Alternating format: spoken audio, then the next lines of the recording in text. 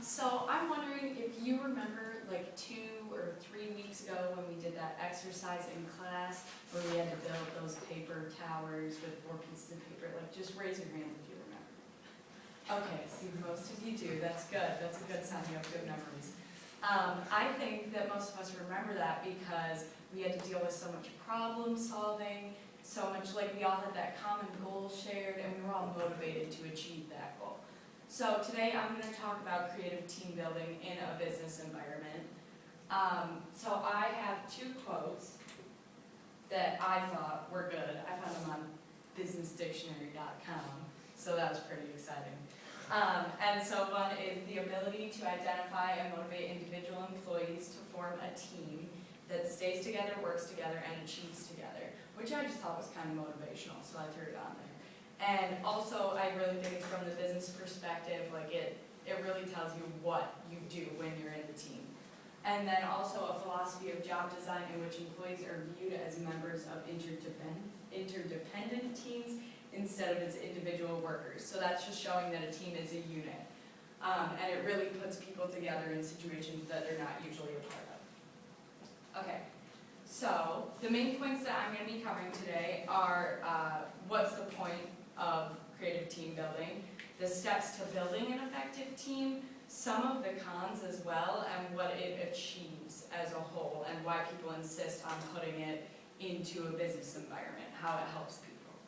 So, the uses and purpose, oh no, the title's not up there. Okay, it said uses and purposes at the top, I don't know where that went. But that's okay, you know now. So, it can be used for many things. It can be used like to assign a situation to a bunch of interviewees and just kind of pick who you want to hire from that, like put a bunch of people who are going for the same job into a group together. You could give it to interns who are just going to work, oh, this is not the right slide. Okay, well, you give it to interns who could just be all together trying to build a house of cards. They're going to figure out how to do that just to get to know each other even. And then also another example is putting actual people who are employees in a group together to just talk about marketing and tell them, come up with a strategy for us in the next 2 hours. So it can get pretty stressful. And then you're also just going to be with people that you wouldn't normally hang out with in a structured environment, so that's good too. And there we go, that's where I was supposed to be. So it can alleviate hostility or conflicts in between employees who are working together and just people who wouldn't normally get along. It can help you work through that. It can help with low participation in staff meetings by getting everyone to participate. And then it can fix understandings between bosses and employees who are struggling with each other. Oh, there we go. Okay, there's the title. All right, so the next part I'm going to talk about is necessities for team building. I actually used our book as a reference because we had the SMART goals in there, which is just that you need to be specific. The goal for the team should be specific, measurable, achievable, realistic, and time-bound. So everyone needs to be able to follow that goal. They're able to look at it and understand that those are the different parts of it that they need to get through. So some more of the necessities for it are clear and consistent communication, which is honestly necessary for anything you're ever doing, but it's very important in team building. You should be able to feel comfortable voicing your own opinions and discussing the viewpoints of others. Also complimenting team members. I found a quote that summed this up for me really well, which is just, we are most effective as a team when we compliment each other without embarrassment and disagree without fear. So that just kind of keeps it as an open environment for people, and I think people struggle with that in teams.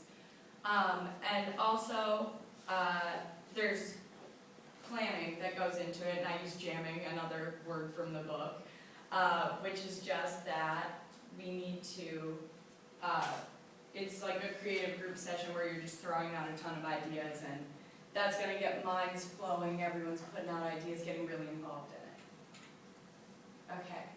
So now I'm going to list, these are some of the necessary steps that you have to take. Now I'm going to list some of the cons after I've gone over the pros, which is just that there's unequal participation. People are not going to be doing work if other people are doing it. They're just kind of going to sit there.